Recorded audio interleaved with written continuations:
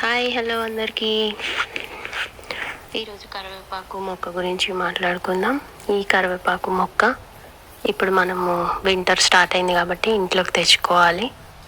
ఇంట్లోకి తెచ్చుకునే ముందు దీన్ని క్లీన్గా వాటర్తో కడిగేసుకోవాలి. కరివేపాకు కొమ్మల్ని, పాట్ని దాన్నంతా క్లీన్ చేసుకోవాలి. పాట్లో ఏమైనా చెత్త అదంతా క్లీన్ చేసుకొని కొమ్మలన్నీ క్లీన్ చేసుకోవాలి నీట్గా.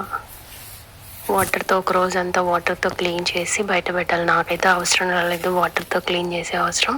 ఫుల్గా 2-3 రోజుల నుంచి వర్షం పడుతుంది. ఆల్మోస్ట్ చెట్టు అంతా క్లీన్ అయిపోయింది.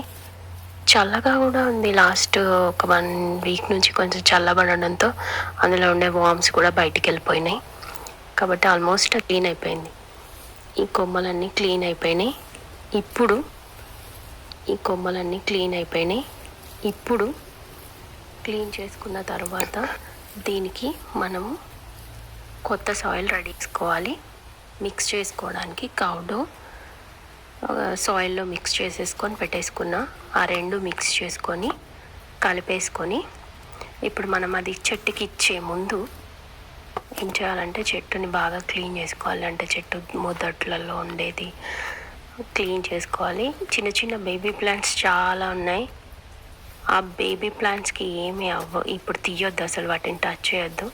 ఒకవేళ వాటిని తీయడము ఇంకేదన్నా చేయడం చేస్తే అవి చచ్చిపోతాయి. కాబట్టి వాటిని ముట్టకుండా చెట్టు చుట్టుపక్కల చెట్టు మొదళ్ళల్లో మొత్తం క్లీన్ చేసేసుకోవాలి. అంతా క్లీన్ చేసేసుకొని ఇప్పుడు మనం కొత్త సాయిల్ రెడీ చేసుకున్నాం కదా, ఆ సాయిల్ని మనం చెట్టు మొదళ్ళలో మొత్తం అంటే వేళ్ళు కనిపించకుండా అంతా కొత్త సాయిల్తో మొత్తం ఫిల్ చేయాలి. బేబీ ప్లాంట్స్ని కూడా, అవి కూడా ఎక్స్పోజ్ అవ్వద్దు. అంతా క్లీన్ చేసి మనం సాయిల్ మొత్తం నీట్గా వేసేసుకోవాలి. వేసేసుకొని ఫుల్ చేసేసుకున్న తర్వాత అంతా క్లీన్ అయిపోతుంది కదా. చెట్టు మొదళ్ళలో ఎక్కడ కూడా గ్యాప్ కనిపించకుండా ఫుల్గా, ఎందుకంటే ఇంట్లో పెడతాం కదా, ఇంట్లో పెట్టినప్పుడు హీట్ తగలకుండా ఆ వేరు లోపలే ఉండేలాగా, అంటే వేరు బయటికి కనిపించకుండా లోపలే ఉండిపోవాలి. అక్కడి వరకు సాయిల్ మొత్తం ఫిల్ చేసుకొని క్లీన్ చేసేసుకోవాలి. మనం దాన్ని లోపలికి తెచ్చుకోవడానికి రెడీ చేసుకోవాలి. చూడు కొమ్మలు ఎంత ఫ్రెష్గా ఉన్నాయి, మంచి హెల్తీగా ఉన్న చెట్టు. ఈ చెట్టు వయసు వచ్చేసి 4 సంవత్సరాలు. నేను కొని దీనిని 4 years అవుతుంది. ఇది కొన్నప్పుడు నేను 15 inches అంతే, 15 inches ఉంటుంది. ఒకే బ్రాంచ్తో ఉండింది. దాన్ని ఇప్పుడు 4 yearsకి ఇంత బాగా పెరిగింది. దానికి ఇచ్చే ఫుడ్ ఎవ్రీథింగ్ నేను ఆర్గానిక్ ఫుడ్ ఫీడ్ చేస్తాను. ఇది ఇంట్లో కూడా మనకి వింటర్లో పెరుగుతుంది. సన్లైట్ విండో పక్కన కానీ మనము సన్లైట్ కొంచెం పడేలాగా పెట్టుకోవాలి. లేదంటే డైరెక్ట్ మనకి డే లైట్ కింద పెట్టుకున్నా బాగా గ్రోత్ ఉంటుంది.